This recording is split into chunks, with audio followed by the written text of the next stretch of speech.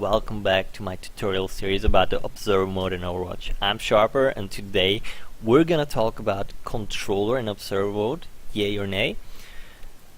For that, let's jump right back into that Hanamura game, this time only with one team of bots again, because honestly too many bots are annoying. So I'm right here in the game, and I have a controller plugged in. I'm not controlling this with my mouse, I'm controlling it with the controller. However, I didn't even do my controller bindings yet. So first we should do our controller bindings.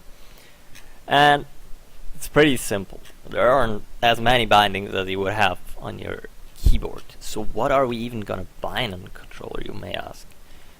There's only really 4 bindings you need, which is move up, move down, and excuse me, move fast and slow. Because that's what you actually want to use with the controller. You don't want to use the controller for anything else, in my opinion. And now we've got it bound. Move slow. The only thing you could argue about is whether you want to use the zoom in and zoom out as well, but we're gonna keep it at this. And oh, I move up. Wait, what? I screwed up. I screwed that one up. Nearly screwed it up.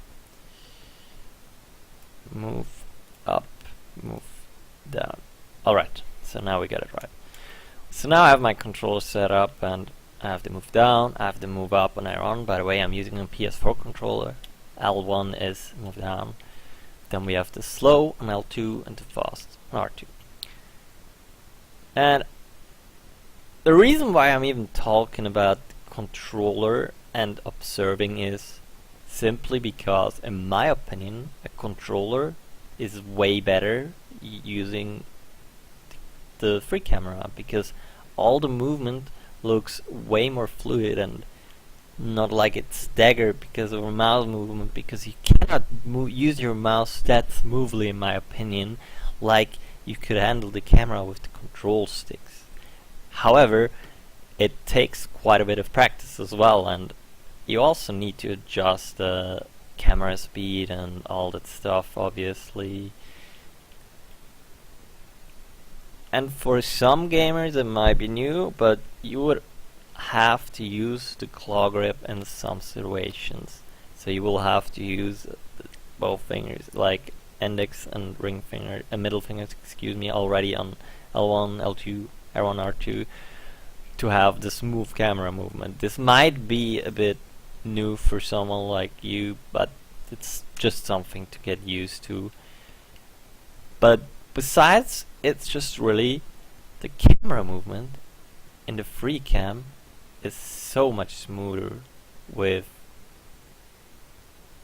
analog sticks or just a trackpad, for example, than it is with the keyboard and mouse. You can just do so many better shots because you can control the camera just way more smoothly, and it's not like it feels used in steps. It's just always one smooth movement, whilst the mouse maybe be like and you don't want that in a broadcast. You want everything to look as smoothly as possible. So what does that mean for my conclusion? It means that, in my opinion, the controller is better for free cam, but the controller can do what mouse and keyboard can do for all the first person stuff, for all the switching onto the characters, and that's just simply because your controller doesn't have enough bindings, right? My conclusion out of this is, if you're a sole person spectating or doing observing for a tournament, a local tournament or what, just go with keyboard and mouse. If it's something more big, what you could also try is excuse me, my coughing is not gone.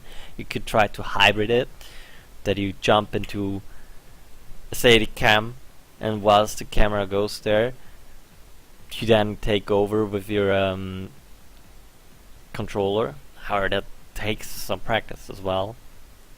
Plus, I really don't like the way the camera jumps from hotspot to hotspot. And there's actually where one binding comes in that I didn't talk about, which is blending. So blending is pretty much exactly what's happening here. It's movement. You can skip that so that you get a hard cut, like when you swap between heroes from first person. You got a hard cut here every time, right?